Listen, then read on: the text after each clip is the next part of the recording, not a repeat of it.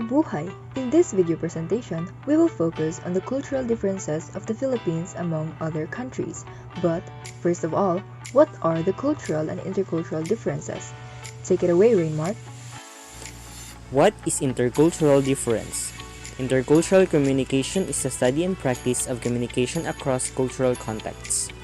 It applies equally to domestic cultural differences such as ethnicity and gender and international divergence, for instance, associated with national or world region. So, what is cultural difference? Cultural differences in communication relate to the dissimilarities between communicators exchanging information with each other caused by the differences in their respective cultures. The cultural difference involves the integrated and maintained system of socially acquired values, beliefs, and rules of conduct which impact the range of accepted behaviors distinguishable from one societal group to another. The Philippines is a country in Southeast Asia in the Western Pacific Ocean. The Philippines is one of the world's largest archipelago nations, and because of its archipelagic nature, the Philippines is a culturally diverse country. In Filipino culture, the use of body language and hand gestures are very common in daily communication. Here are a few common forms of nonverbal communication and what they mean in the Philippines. Way of greeting or showing respect to elders in Philippines. Mano is a Spanish word for the hand, while po is a Filipino term used as a sign of respect. It is done by taking the hand of the elders and gently tapping it to one's forehead while saying mano po. This is usually done by someone younger to show respect to the elders as a way of accepting a blessing from them. Mano is usually unofficially called blessed by some Filipinos.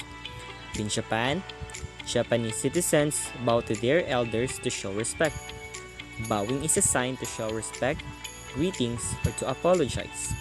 Another thing is greeting is very important to them. They greet each other depending on the time. They greet each other like, "I'm home," and "welcome back," when dealing with their families at home. Number 2. Way of receiving or pointing in the Philippines and Thailand.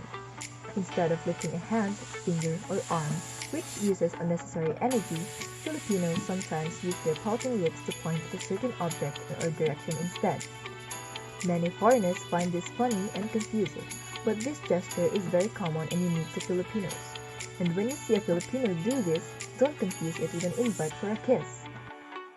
Meanwhile, in Thailand, when presenting or receiving things like money, gifts, food, or business cards, it is respectful to exchange items using two hands, especially with someone you've just met or who is older than you. In general, the left hand is considered unclean.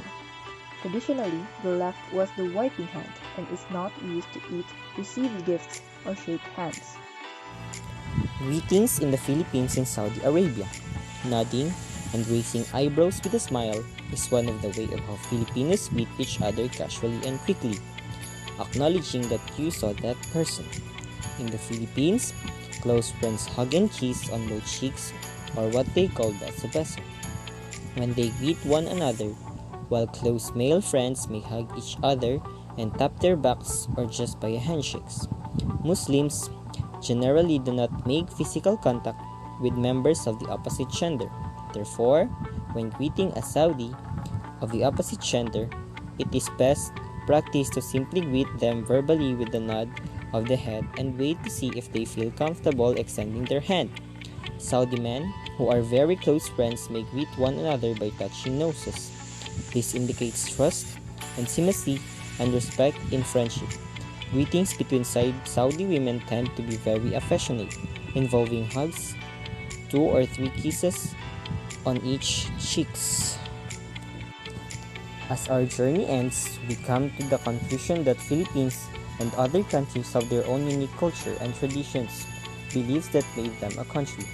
They continue their culture, thus preserving them and keeping them alive. We must always remember our own culture when we visit other countries, and we also need to respect the country's culture to avoid unnecessary conflicts that may arise or to keep ourselves from embarrassment. Remember the things that you've learned and apply them in your life.